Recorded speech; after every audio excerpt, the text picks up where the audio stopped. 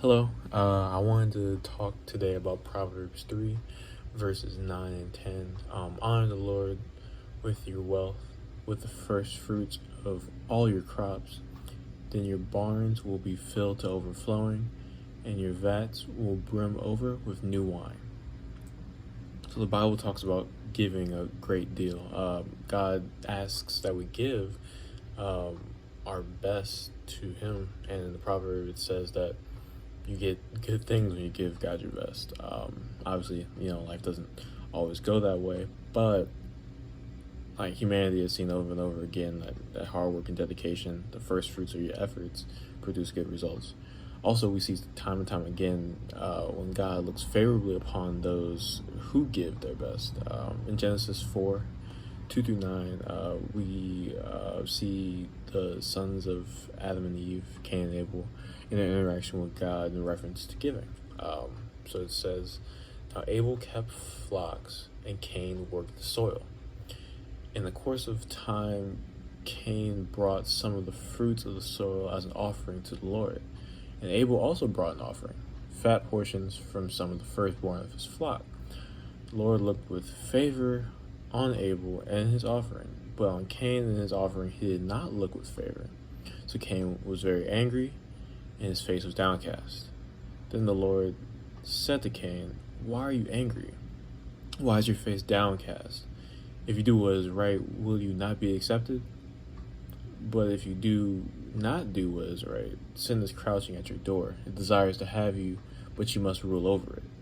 Now Cain said to his brother Abel, 'Let's go out to the field.'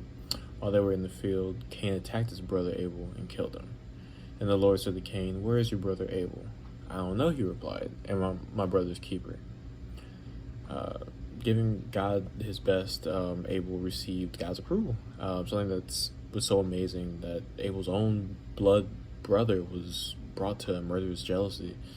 And it's unfortunate, as unfortunate as the situation was, it shows how amazing it is to feel loved by God and to do something that makes God smile upon you.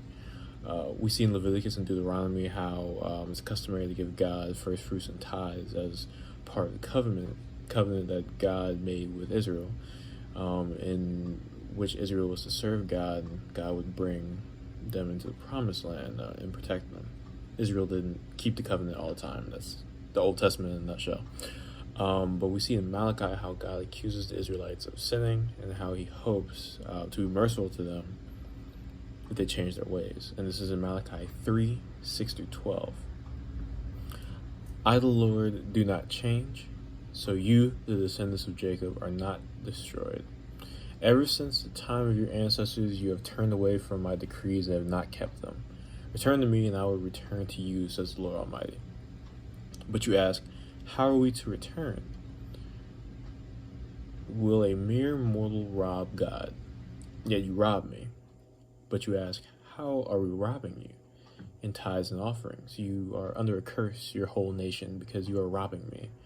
Bring the whole tithe into the storehouse, that there may be food in my house. Test me in this, says the Lord Almighty, and see if I will not throw open the floodgates of heaven and pour out so much blessing that there will not be room enough to store it. I will prevent pests from devouring your crops, and the vines in your fields will not drop their fruit before it is ripe, says the Lord Almighty. Then all the nations will call you blessed, for yours will be a delightful land, says the Lord Almighty. So today, we give to God by giving to others, either in church or in charitable situations. Jesus says in Matthew 22, 37 through 39, "Love the Lord your God with all your heart and with all your soul and with all your mind. This is the first and greatest commandment. And the second is like it. Love your neighbor as yourself." Giving is a blessing to others and a means of showing the love God has already given you to your neighbors. It's pleasing unto God, and it can open doors to more blessings in the future. So yeah, thank you so much for watching. God bless.